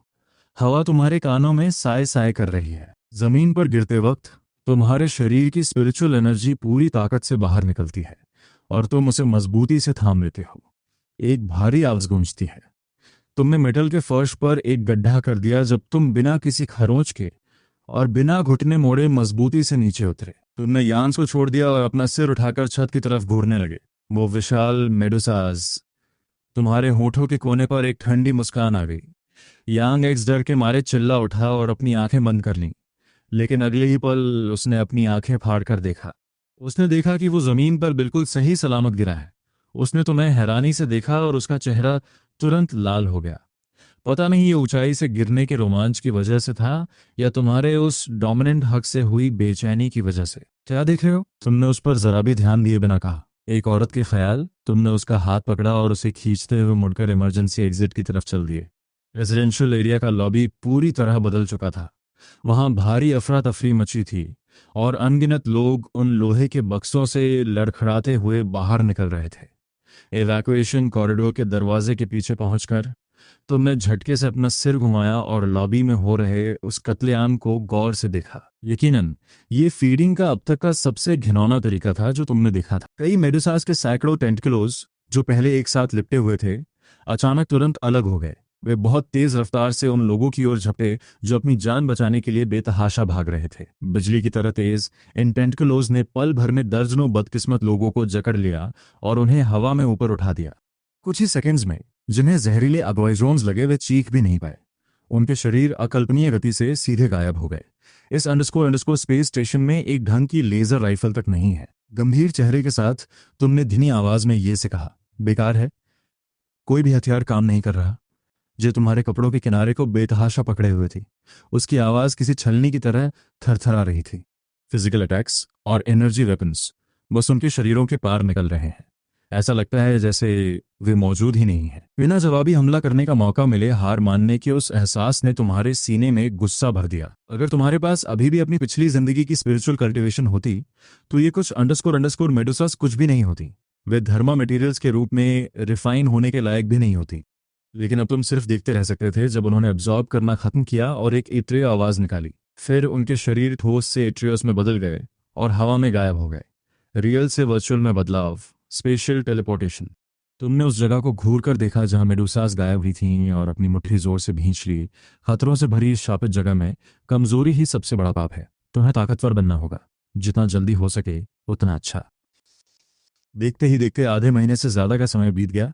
इन 2 हफ्तों के दौरान तुम पूरी तरह से स्पिरिचुअल एनर्जी निकालने वाली एक बेरहम मशीन बन गए थे। दिन के समय वेजिटेशन जोन में तुम बेझिझक स्पिरिचुअल एनर्जी से भरपूर एल्गास को एब्जॉर्ब करते थे। रात में तुम कुछ लाल और पीली हर्ब्स चुराते और उन्हें बिना रुके रिफाइन करने के लिए अपने कमरे में लौटाते। ब्रीदिंग ट्रेनिंग स्टेज की मेहनत भरी प्रक्रिया तुम्हारे जैसे पुनर्जन्म लेने वाले एक पुराने गोल्डन कोर मॉन्स्टर के लिए खाना खाने और पानी पीने जितनी आसान थी। आखिरकार पागलपन भरी ट्रेनिंग के बाद तुम्हारे शरीर की ऊर्जा पूरी तरह भर गई। तुमने middle level of breathing training हासिल कर लिया। जैसे ही वेजिटेशन जोन से बाहर निकलने का समय हुआ, ये ठीक समय आ गई। 2 हफ्तों के साथ ने इस औरत को काफी विनम्र बना दिया था। वह तुम पर झपटती नहीं थी, लेकिन तुम्हें देखने का उसका नजरिया अजीब होता जा रहा था। हे भगवान, तुम बिल्कुल बदल गए हो। वह हैरानी से तुम्हारे चेहरे के करीब आई। एक कल्टीवेटर की मैरो और हेयर प्यूरिफिकेशन ने तुम्हारी त्वचा और ऑरा में एक बड़ा बदलाव ला दिया था। तुमने उसे तिरछी नजरों से देखा और मजाक किया, क्या क्या क्या मैं अब तुम्हें ज्यादा पसंद आ रहा हूं? असल में यह सिर्फ एक मजाक था। लेकिन यांगे ने हमेशा की तरह जवाब नहीं दिया। उसने बस तुम्हें घूर कर देखा। उसका लहजा असामान्य रूप से गंभीर था। पहले मुझे लगता था कि तुम सिर्फ दिखने में अच्छे हो, अब मुझे सच में लगता है कि तुम बहुत आकर्षक हो। तुमने हल्की सी भौहें सिकोड़ी। मुसीबत। एक औरत सच में प्यार में पड़ गई थी। ये कल्टीवेशन में आने वाली किसी बाधा से भी ज्यादा बड़ी मुसीबत थी। तभी एक आदमी की आवाज ने गलत समय पर दखल दिया। माफ करना, मैंने बीच में टोका। तुम मुड़े और देखा। वह सूट वाला आदमी था जिसने खुद को फॉरेस्ट कहा था। तुम्हारी तरफ उसकी नजर में एक साफ जुनून दिख रहा था। तुम्हारा साथी जरा एक पल के लिए हट जाए। सूट वाले आदमी ने यान्सी की तरफ इशारा किया। तुमने ई के कंधे को थपथपाया। पहले जाओ। जानी समझदार थी। उसने तुम्हें गहराई से देखा और जाने के लिए मुड़ गई। तुम निश्चित रूप से कोई साधारण इंसान नहीं हो। यह देखकर कि आसपास कोई नहीं है, सूट वाला आदमी उत्साहित लहजे में सीधे मुद्दे पर आया। उस रात जब तुमने उसे 10 मीटर से ज्यादा ऊंचाई से लेकर छलांग लगाई थी और घुटने तक नहीं मोड़े थे, हमारे लोगों ने इसे साफ देखा था। ये सुनकर तुम्हारी नजरें तुरंत जम गई। तुमने एक भारी दबाव पैदा किया। क्या तुम मुझ पर नजर रख रहे हो? तुमने उसकी आंखों में आंखें डालकर एक कदम आगे बढ़ाया। तुम्हारी आवाज चाकू की तरह तेज थी। सूट वाले आदमी ने आधा कदम पीछे हटाया, अपने हाथ ऊपर किए और एक बनावटी हंसी हंसा। शांत रहो। इतने हंगामे के बीच तुमने इतना शानदार प्रदर्शन किया कि हमारा ध्यान तुम पर जाना सामान्य था। कोई बुरा इरादा नहीं है। ठीक है। तुमने बेरुखी से अपनी नजरें हटा ली। अगली बार अपनी आंखें बंद रखना। सूट वाले आदमी ने थूक गटका। वो जल्दी से मुद्दे पर आया और उत्साह के साथ एक बड़ा प्लान बताने लगा। मैं आज यहाँ ये पूछने आया हूँ कि क्या तुम हमारे साथ जुड़ने के बारे में सोचोगे? क्या तुमने मैकेनाइज्ड पावर आर्मर के बारे में सुना है? वह जितना ज्यादा बोल रहा था उतना ही उत्साहित हो रहा था। हमें सबसे नया मॉडल मिल गया है। इसका मैक्सिमम थ्रस्ट 10 टन तक पहुंचता है, जो एक साथ टकराने वाली 5 एसयूवीज की ताकत के बराबर है। लेकिन इस चीज के लिए जबरदस्त मेंटल स्ट्रेंथ चाहिए। इसे कंट्रोल करने के लिए तुम्हारे पास निश्चित रूप से वो पोटेंशियल है। 10 टन की ताकत। तुम्हारा दिमाग तेजी से काम कर रहा था। रिफाइनमेंट की मिडिल स्टेज में तुम्हारे शरीर के लिए 10 टन का थ्रस्ट सहना हड्डियों और टेंडन्स को नुकसान पहुंचा सकता था। इन मॉडल्स ने लोहे का जो ढेर बनाया है उसमें थोड़ी चतुराई तो है। और इसकी रेंज? तुमने बिल्कुल सही सवाल पूछा। फुल पावर पर 1 घंटा। विनाशकारी शक्ति एकदम सही है। इकलौती कमी यह है कि इससे फैंटम पेन पैदा होता है। Phantom pain? हाँ, ये शरीर का वह हिस्सा है जिसे काट दिया गया हो। भले ही वह अब वहां न हो, फिर भी दिमाग को महसूस होता है कि वहां दर्द है। ये एक बहुत ही सामान्य साइड इफेक्ट है। इसे सुनकर तुमने एक ठंडी और व्यंग्यात्मक मुस्कान दी। लंबी उम्र के लिए कल्टीवेशन के महान रास्ते को छोड़कर ऐसी बेतुकी चीजों में लगना मजाक है। 40% सफलता की दर है, और अगर मॉडिफिकेशन फेल भी हो जाए तो पुनर्जीवित किया जा सकता है। सूट वाला आदमी अपनी पागलपन भरी प्रमोशन जारी रखते हुए लगातार बोल रहा था। मन ही मन तुम नफरत से हंस रहे थे। वो अल्टीमेट वेपन जिस पर इन मॉडल्स को गर्व है, ये कल्टीवेशन की दुनिया में ज्यादा से ज्यादा फाउंडेशन स्टेज के मुकाबले की ताकत है। और इसके साथ उन्हें हर दिन उस शापित फैंटम पेन को भी झेलना होगा। मैकेनिकल आर्मर्स और भी ज्यादा हंसने लायक हैं। धातु का खोल कितना भी सख्त क्यों ना हो, पायलट फिर भी एक कमजोर जीव ही रहता है। मुझसे कल्टीवेशन छुड़वाकर लोहे का कचरा बनवाना, ये दुनिया की सबसे बेतुकी बात है। क्या तुम्हारा खत्म हो गया? तुमने बेहद बेसब्री से उसे बीच में ही रोक दिया। तुम्हारी नजर बर्फ की तरह ठंडी थी। मुझे उस कचरे में जरा भी दिलचस्पी नहीं है। मुझे बस 3 चीजें चाहिए, श्योसी, फुसेन और डागी। आखिरी 2 जितनी पुरानी हो उतना अच्छा। अभी तुम्हारा यही एकमात्र लक्ष्य था। ग्रीन मार्केट की जड़ी बूटियां ज्यादातर चीजों की जगह ले सकती थीं, लेकिन फ्यूजन और डागी की कोई और जगह नहीं ले सकता था। सूट वाला आदमी दंग रह गया। उसने काफी देर तक सोचते हुए अपनी भौहें सिकोड़ी। सियोसी तो आसान है। स्पेशल मार्केट्स में कुछ पॉइंट्स खर्च करके इसे खरीदा जा सकता है। लेकिन जिन 2 चाइनीज हर्ब्स का तुम जिक्र कर रहे हो, वे पूरे स्पेस स्टेशन में रहस्यमयी फर्स्ट लेवल को छोड़कर और कहीं नहीं मिलेंगी। तो मुझे फर्स्ट लेवल पर पहुंचाओ। तुम्हारा लहजा अटल था, बिना किसी सौदेबाजी के। यह असंभव है। सूट वाला आदमी कड़वाहट के साथ मुस्कुराया। हमारी फेडरेशन का सबसे ऊंचे रैंक वाला व्यक्ति भी केवल 2nd लेवल तक जा सकता है। फर्स्ट लेवल तक पहुंच पाना नामुमकिन है। हालांकि उसका लहजा बदला और उसकी आंखों में चालाकी की एक चमक दिखी। लेकिन अगर तुम वाकई उन्हें ढूंढना चाहते हो तो एक जगह है जहां वे पक्का मिलेंगी। अर्थ पर कैसे जाते हैं? तुम सीधे मुद्दे पर आए। सतह पर सामान पहुंचाने के लिए एक्सप्लोरेशन शिप्स जाती हैं। सूट वाले आदमी ने तुरंत दांव फेंका। अगर तुम हमारे साथ जुड़ते हो तो मैं तुम्हारे लिए सतह पर जाने का इंतजाम कर सकता हूं। लेकिन अर्थ की सतह एबिस सेंटिनल से भरी पड़ी है, जो बेहद भयानक है। यहां तक कि लेजर वेपन्स भी उनके कवच को नहीं भेद पाते। इसलिए जाने से पहले तुम्हें मैकेनिकल मॉडिफिकेशन से गुजरना होगा, वरना ये मौत के मुंह में जाने जैसा होगा। एक और मॉडिफिकेशन। तुम तुरंत चिढ़ गए। मैं तुम्हें आखिरी बार कह रहा हूं, उस कचरे के साथ मेरे रास्ते में मत आना। इसके तुरंत बाद, बिना कुछ कहे, तुमने पास की वर्कबेंच से कलाई जितना मोटा लोहे का एक ठोस पाइप उठाया। बोलने की जहमत उठाए बिना तुमने अपनी इंटरनल एनर्जी को सक्रिय किया। तुमने अपनी बाहों में बेतहाशा ताकत भर दी। कड़क कड़क ढाए। कमरे में अचानक धातु के चरमराने की दांत खिसकने वाली आवाज गूंजी। सूट वाले आदमी की फटी आंखों के सामने, जैसे वह कोई भूत देख रहा हो, तुमने उस ठोस लोहे के पाइप को मरोड़कर एक स्पाइरल बना दिया और फिर उसे धमाके के साथ उसके पैरों के पास फेंक दिया। इसे कहते हैं ताकत। तुमने अपने हाथों से लोहे के बुरादे को झाड़ा। तुमने अपने शरीर से निकल रहे दबाव के साथ उसे ऊपर से नीचे देखा, जिससे वह कई कदम पीछे हटने पर मजबूर हो गया। अब जाओ और मेरे ट्रांसपोर्ट का इंतजाम करो। उस परेशान करने वाले ऑपरेशन का जिक्र दोबारा मत करना, समझे? सूट वाले आदमी ने लंबी सांस ली। उसकी आवाज कांप रही थी। यह एक सुपर पावर है, ठीक है। अगर मॉडिफिकेशन नहीं चाहिए तो नहीं होगा। 1 महीने में मैं पक्का तुम्हारे भागने का इंतजाम कर दूंगा। सौदा पक्का। तुमने ठंडेपन से ये शब्द कहे, जो एक झूठ था। 1 महीना बीत गया। इस महीने के दौरान तुमने सभी बाहरी दखल अंदाजियों को मना कर दिया। भले ही आंग अपनी मनमानी करना चाहती थी, तुमने उसे बेरहमी से दरवाजे के बाहर रखा और खुद को पूरी तरह से पागलपन भरी एसेटिक कल्टीवेशन में झोंक दिया। हांफते हुए, अपने शरीर में स्पिरिचुअल एनर्जी की आखिरी घूंट भरते हुए, तुमने अपनी आंखें खोली। अचानक तुम्हारे आसपास हवा का बहाव तेज हो गया, यहां तक कि कमरे की चीजें भी आधा इंच पीछे खिसक गईं। स्पिरिचुअल एनर्जी रिफाइनमेंट की लेट स्टेज हासिल हो गई। अब न केवल तुम्हारी स्पिरिचुअल पावर आसमान छू रही थी, बल्कि तुम्हारी शारीरिक स्थिति भी इंसानी सीमाओं को बहुत पीछे छोड़ चुकी थी। अर्थ, चाहे वो ड्रैगन्स और टाइगर्स की मान ही क्यों न हो, फाउंडेशन पिल के लिए तुम वहां जाकर जांच करने के लिए तैयार थे। आखिरकार योजना के अनुसार तुम पहुंच गए। इसे ले जाओ। सतह पर पहुंचने पर हर समय संपर्क में रहना। 11। जोनान हैच के पास टिका हुआ था। वो बहुत तेजी से बोलते हुए निर्देश दे रहा था। याद रखना, तुम्हें 2 काम पूरे करने हैं। पहला, सतह पर पहुंचने पर हमारे सेपरेटिस्ट ऑर्गेनाइजेशन का काम। हमने जो पैटर्न्स दिए हैं उनसे बनी मैट्रिक्स के अनुसार हमारे द्वारा चुने गए व्यक्ति को फिर से जीवित करने के लिए रिजरेक्शन का उपयोग करना, जिसके बारे में मैं तुम्हें नीचे पहुंचने पर बताऊंगा। दूसरा, स्पेस स्टेशन का ऑफिशियल काम। जहां तुम उतरोगे वहां पीले हरे रंग के नाटा स्टोन बड़ी मात्रा में होंगे। उन्हें पहचानना आसान है।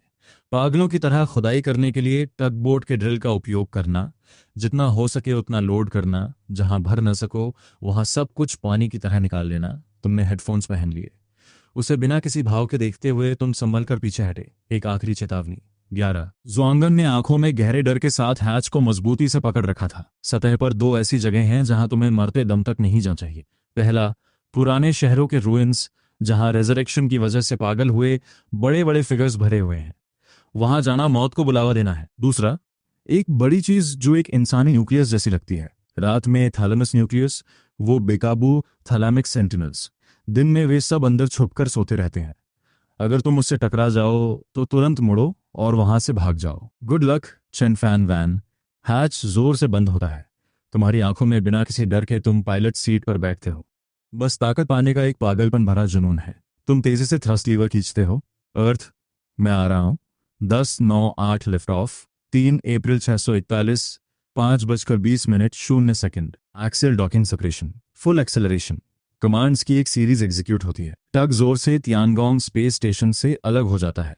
इंजन्स उल्टे काम करते हैं। अर्थ की ग्रेविटी के गिरने के असर को मजबूती से रोकते हैं। देखो, बिना पलक झपकाए जो लैंडिंग पॉइंट सोचा है उससे मत भटकना। अभी तुम्हें बस यही करना है। 5 मिनट से भी कम समय में जमीन का नजारा तुम्हारी आंखों के सामने आ जाता है। पास ही शहर के खंडहरों में एक ब्लैक टावर बादलों तक ऊंचा खड़ा है।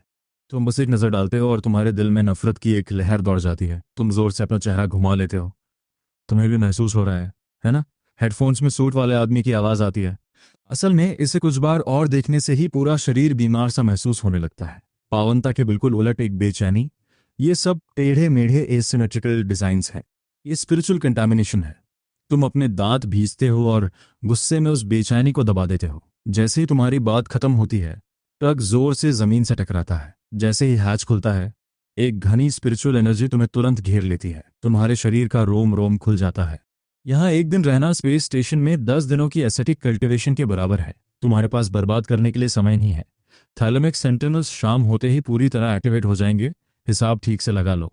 एक्सट्रैक्शन का काम पूरा करने के लिए तुम्हारे पास सिर्फ 14 घंटे हैं। वक्त इतना कम है कि लगता है उसे निचोड़कर पानी निकाल सकते हो। आसपास स्कैन करने के बाद जब कुछ अजीब नहीं दिखता तो तुम हाथ उठाते हो और अपनी जगह पर एक्सट्रैक्शन इक्विपमेंट तैनात करते हो। ड्रिल जमीन में मजबूती से धंस जाती है। सारा काम बहुत स्मूथ होता है। प्रोबिंग क्लॉ फ्रेम में 30 मिनट लगते हैं। अगर ग्रीन लाइट जलती है तो चिंता मत करो, वो अपने आप काम करेगा। अगर रेड लाइट जलती है तो पोजीशन को मैनुअली बदलो। सूट वाले आदमी की आवाज आती है। फ्रेम ढूंढने के इस आधे घंटे में क्या मैं इधर उधर जा सकता हूं? तुम पूछते हो। बस बहुत दूर मत जाना। वो कहता है, वरना सबटेरेनियंस ये देखकर कि वहां कोई नहीं है, मशीन को तबाह करने आ जाएंगे। सबटेरेनियंस? तुम अपनी भौहें सिकोड़ते हो।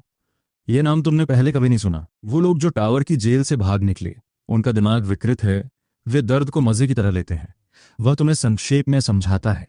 और वो लाल मशरूम, एक आम इंसान अगर उन्हें खा ले तो उसे इतना बुरा लगेगा कि वो वहीं आत्महत्या कर लेगा, लेकिन वे उन्हें खाते हैं। दिमाग में डोपामीन एकदम बढ़ जाता है। जितना ज्यादा दर्द होता है उतना ज्यादा मजा आता है। सुनकर तुम्हारी पलकें झपकती हैं। टावर की जेल उनके लिए स्वर्ग तो नहीं है ना? इसलिए टावर में सिर्फ हमारे जैसे आम लोगों को ही बंद किया जाता है।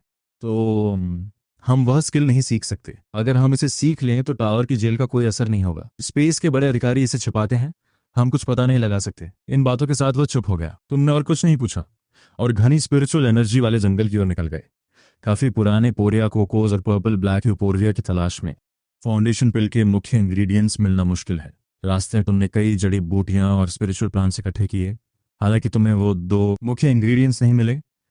फिर भी तुम्हारे पास इतने हैं कि कुछ पिल्स बनाकर पॉइंट्स के बदले एक्सचेंज कर सको, तो ये बेकार नहीं गया। देखते ही देखते शाम हो गई। 5 बज गए हैं, जल्दी वापस आओ। अगर तुम और अंदर गए तो ऑटम ब्रेन सेंटिनल्स आ जाएंगे। सूट वाले आदमी की चेतावनी तुम्हारे हेडफोन्स में गूंजी। तुम्हारा कल्टीवेशन लेवल सिर्फ एनर्जी स्टेज का है। तुम घमंड करने की हिम्मत नहीं करते। तुम मुड़ते हो और ट्रांसपोर्टर की दिशा में दौड़ते हो। लेकिन जैसे ही तुम लैंडिंग पॉइंट के पास पहुंचते हो, हवा के साथ एक तीखी और अजीब सी आवाज तुम्हारे कानों में बजती है। तुरंत तुम चौकन्ने हो जाते हो, हाथ उठाते हो और हेडफोन्स को माइक्रोफोन मोड पर बदलते हो। क्या तुम मुझे सुन सकते हो? वो शोर क्या है? मैं तुम्हें सुन रहा हूँ। उसकी आवाज अचानक गंभीर हो गई, जैसी पहले कभी नहीं थी। और करीब मत जाओ, वो शोर ऑटम ब्रेन कोर का है। तुम्हारा दिमाग सुनना हो गया। मेरा ट्रांसपोर्टर ठीक सामने है। अगर मैं आगे नहीं बढ़ा तो स्पेस स्टेशन वापस कैसे जाऊंगा? जल्दी करो। पहले उसकी लोकेशन कंफर्म करो। अभी अंधेरा नहीं हुआ है। अगर वो बहुत करीब भी है तो वो तुम पर हमला नहीं करेगा। दांत पीसते हुए तुम सावधानी से जंगल के आखिर तक कुछ कदम आगे बढ़े। वो 4 लोगों से भी ऊंचा राक्षसी ढेर, दिमाग की शक्ल वाला एक अर्ध पारदर्शी दानव, वो वही था और तुम्हारा ट्रांसपोर्टर उसके अंदर फंसा हुआ था। ट्रांसपोर्टर अनगिनत ऑटम ब्रेन सेंटिनल्स से ढका हुआ था, जिससे तुम्हारे रोंगटे खड़े हो गए। क्या तुमने वो चीज देखी? हाँ, देख ली। तुम उस दानव को घूरते हो जो लगातार हिल रहा है। उसने मेरे पूरे ट्रांसपोर्टर को लपेट लिया है। मैं क्या करूं? मैं बस इतना कह सकता हूं कि आज तुम्हारी किस्मत बहुत खराब है। सूट वाला आदमी कड़वाहट से मुस्कुराता है। इस चीज की लोकेशन पूरी तरह रैंडम होती है। इसका ठीक ट्रांसपोर्टर को घेर लेना बहुत ही कम होने वाली बात है। क्या किसी ने इसे पहले ढूंढा है? हाँ, उसने साफ साफ कहा। ट्रांसपोर्टर में ऑटो पायलट है। वो अपने आप वापस जा सकता है। सबसे खराब स्थिति में पायलट उसे बाहर से गाइड करता है। वैसे भी वो रेजरेक्ट हो सकता है, लेकिन रेजरेक्ट होने में बहुत सारे पॉइंट्स लगते हैं, और अगर मिशन फेल हो गया तो पेनल्टी भी कटेगी। बहुत बड़ा नुकसान। वे रुका और आगे बोला, अगर तुम कल सुबह तक लिख सकते हो तो इसके अपने आप गायब होने का इंतजार करो। तो न केवल तुम्हें पैसे नहीं भरने होंगे, बल्कि तुम खुदाई से मिले हाई लेवल मटेरियल से खूब पैसे भी कमाओगे। तुम उस चीज को देखते हो जिससे लगातार एक धीमी आवाज आ रही है। तुम गुस्से में अपने दांत भींच लेते हो। मैं कल तक कैसे रुकूंगा? जल्दी मत करो। मैं किसी से इसका उपाय पूछता हूँ। हेडफोन्स तुरंत शांत हो जाते हैं। जंगल में सिर्फ तुम खड़े हो, पास ही ऑटम ब्रेन कोर को घूर रहे हो। समय पल पल शाम की ओर बढ़ रहा है। 15 मिनट बाद आखिरकार उसकी आवाज फिर से आती है। हो गया। 2 रास्ते हैं, बचना मुमकिन है। कैसे? क्या तुम अंडरग्राउंड जा रहे हो? इस बार जमीन पर तुम्हारा काम क्या है? उसने बदले में पूछा। तुम तुरंत समझ जाते हो। तुम्हारी आंखें चमक उठती हैं। एक्सप्लोरेशन ड्रिल का इस्तेमाल करो, सही है? उसकी आवाज़ अचानक तेज हो जाती है। तुमने जो ड्रिल लगाई थी वो तो नहीं फंसी ना? नहीं। तो फिर इंतजार किस बात का? उसकी आवाज़ हेडफोन्स में गूंजती है। ड्रिल को तुरंत मैक्सिमम पावर पर सेट करो, नीचे की तरफ छेद करो और मेरे लिए ज़मीन के नीचे रास्ता बनाओ। तुम अचानक मुड़ते हो और ड्रिल की दिशा में दौड़ते हो। फिर एक झटके में पावर को फुल कर देते हो। अगले ही पल ड्रिल एक जोरदार शोर करती है। वह पूरी ताकत से जमीन की गहराई में धंस जाती है। जैसे ही ड्रिल पत्थर से टकराती है, एक भयानक गूंज उठती है। तुम्हारे पैर कांपने लगते हैं। यहां तक कि 4 लोगों जितना ऊंचा वो ऑटम ब्रेन कोर भी पागलों की तरह हिलने लगता है। शोर के बीच जमीन में दरारें पड़ने लगती हैं। दरारों में अनगिनत ऑटम ब्रेन सेंटिनल्स हलचल कर रहे हैं। वे बड़ी संख्या में बाहर निकलने वाले हैं। क्या हाल है? क्या तुमने छेद कर लिया? हेडफोन्स में सूट वाले आदमी की आवाज डरी हुई है। शाम होने में बस आधा घंटा बचा है। सावधान रहना। बकवास मत करो। तुम दांत पीसते हुए जवाब देते हो। तुम्हारे कनपटी की नसें जोर जोर से धड़क रही हैं। तुम जितना ज्यादा बोलते हो, मुझे उतना ही ज्यादा प्रेशर महसूस होता है। जैसे ही तुम अपनी बात खत्म करते हो, तुम्हारी नजर पड़ती है कि ऑटम कोर की दरार और भी खुलती जा रही है। एक सेंटिनल ने तो आधा शरीर बाहर निकाल लिया है। शाम होने में बस 15 मिनट बचे हैं। 15 मिनट से भी कम बचे हैं। अंधेरा होने वाला है। हेडफोन्स में चेतावनी फिर से गूंजती है। मुझे पता है, मुझे पता है। तुम गुस्से में अपनी भौहें सिकोड़ते हो, ड्रिल की प्रोग्रेस देखते हो और धीमी आवाज में कोसते हो। तुम हाथ उठाते हो और अपना सारा पीने का पानी उसमें डाल देते हो। एक सीट जैसी आवाज के साथ तुरंत सफेद भाप उठती है। ड्रिल का ओवरहीट होने का अलार्म आखिरकार बंद हो जाता है। 10 मिनट और बर्दाश्त करने के बाद ड्रिल का शोर अचानक बंद हो जाता है। धम। जल्दी जल्दी रस्सी बांधो और कूद जाओ। समय नहीं है। हेडफोन्स के जरिए सूट वाले आदमी की खुशी साफ पता चल रही है। लेकिन तुम अचानक मुड़ते हो और तुम्हारा दिल बैठ जाता है। ऑटम कोर का मुंह पूरी तरह खुल चुका है। किसी बीमारी की तरह काले ऑटम सेंटिनल्स बाढ़ की तरह बाहर निकल रहे हैं। पलक झपकते ही वे छेद के किनारे तक पहुंच जाते हैं। समय नहीं है। तुम एक कड़ा फैसला लेते हो। स्पिरिचुअल एनर्जी तुरंत तुम्हारे शरीर में भर जाती है। रस्सी की परवाह किए बिना तुम छलांग लगाते हो और सैकड़ों मीटर गहरे गड्ढे में कूद जाते हो। हे भगवान, तुम सीधे कूद गए। गिरने की हवा में सूट वाले आदमी की चीख दब जाती है। तुम अपनी गति धीमी करने के लिए अपने हाथ और पैरों से गड्ढे की दीवार को करते हो, लेकिन ऊपर से आती अजीब चीखें और करीब आ रही हैं। वो सेंटिनल्स, साए जैसी चीजें दीवार से चिपकी हुई टक टक टक की आवाज के साथ करीब आ रही हैं। तुम उनकी भारी सांसों को भी महसूस कर सकते हो। तुम तुरंत ब्लड बर्निंग टेक्निक का इस्तेमाल करते हो। तुम गड्ढे की दीवार छोड़ देते हो और एक टूटते तारे की तरह नीचे गिरते हो। कड़क हड्डियों के टूटने की आवाज आती है। तुम जोर से जमीन पर गिरते हो। तुम्हारे पैरों में तेज दर्द होता है। तुम हिल तक नहीं पा रहे हो, लेकिन ऊपर से चीखें अभी भी नीचे आ रही हैं।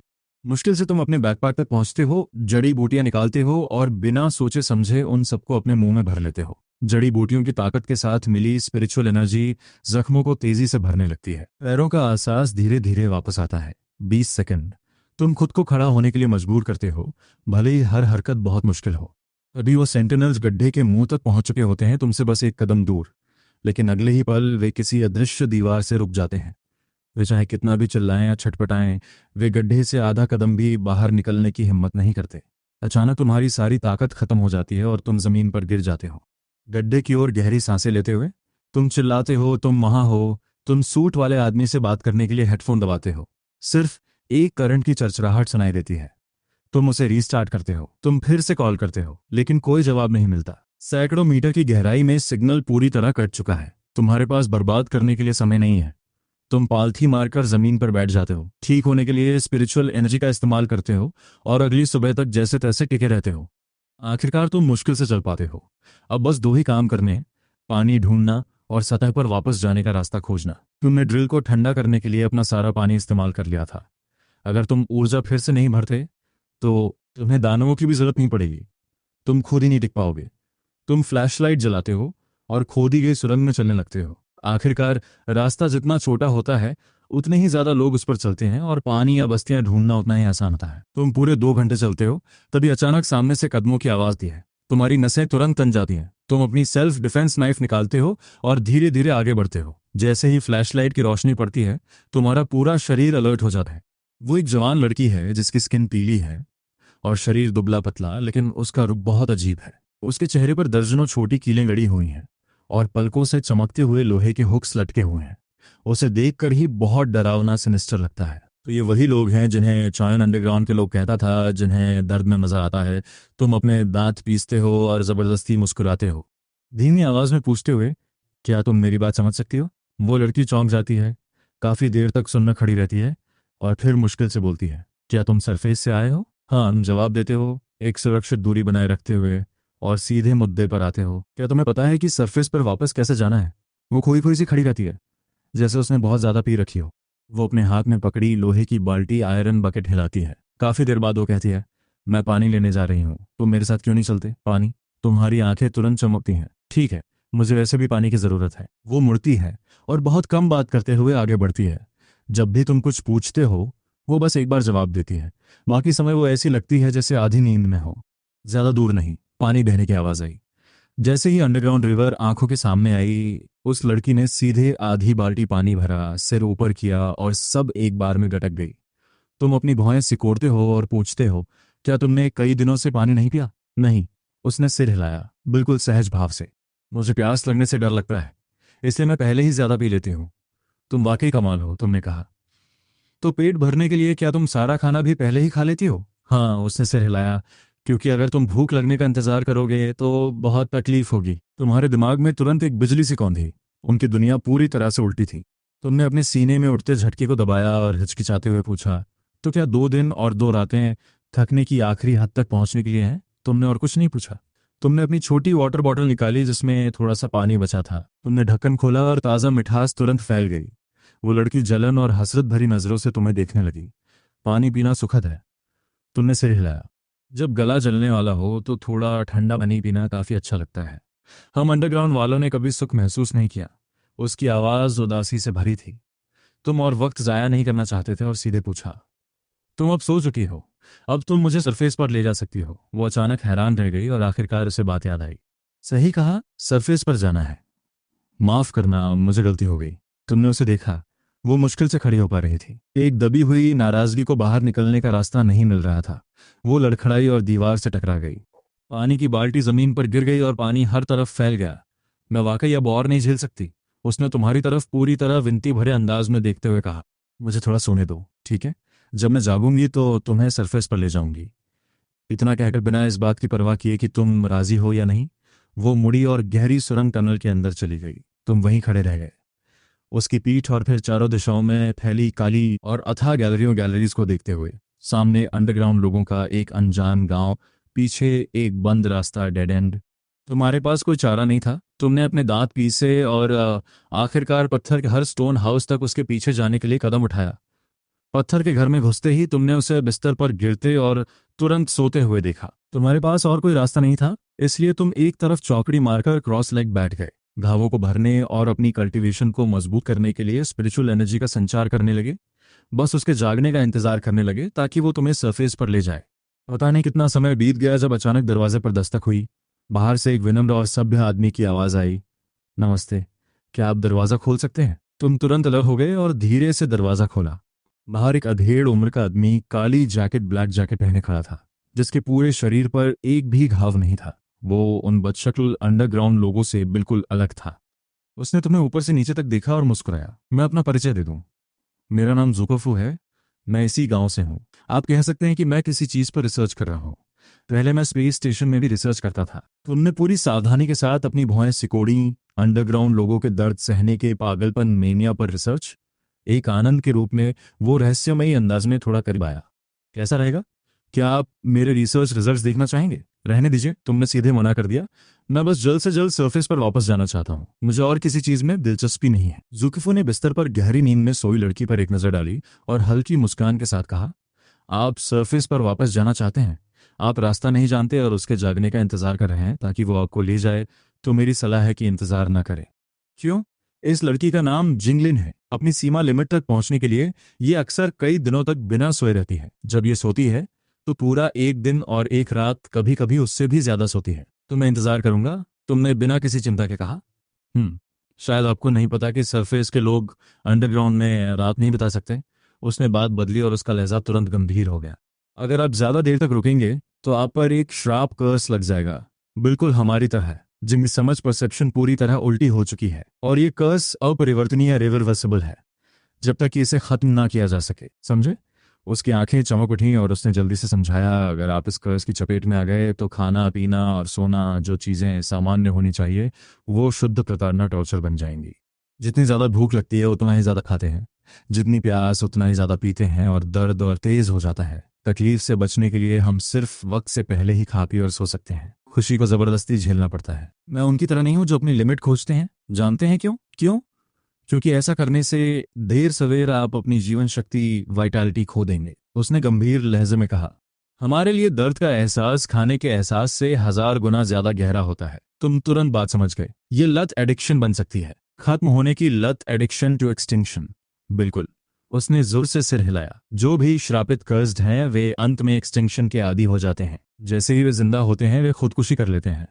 नीचे गांव में प्रजनन, रिप्रोडक्शन की अनुमति है, लेकिन आबादी फिर भी कम हो रही है। इसलिए उसने गहरी मायूसी के साथ आ भरी। पुनरुत्थान, रेजरेक्शन के साथ हम अंडरग्राउंड लोग अपने अंत की ओर बढ़ रहे हैं। इतना कहकर उसने फिर तुम्हारी तरफ देखा और दोबारा न्योता दिया। चूंकि हम बोर हो रहे हैं तो मेरे साथ लेबोरेटरी में चलिए। इससे कोई फर्क नहीं पड़ता कि आप अंत में मेरी मदद करने के लिए तैयार होते हैं या नहीं। सुबह 3 बजे मैं खुद आपको सरफेस पर ले जाऊंगा। तुमने अपने मन में हिसाब लगाया। दोपहर के 2 बज रहे थे और सरफेस पर लौटने में 4 या 5 घंटे लगेंगे। ठीक शाम ढलते ही तुम्हारी मुलाकात यूना से होगी। डेनिन गुप्त का सीक्रेट चेंबर से बाहर आया। तुम एक पल के लिए झिझके।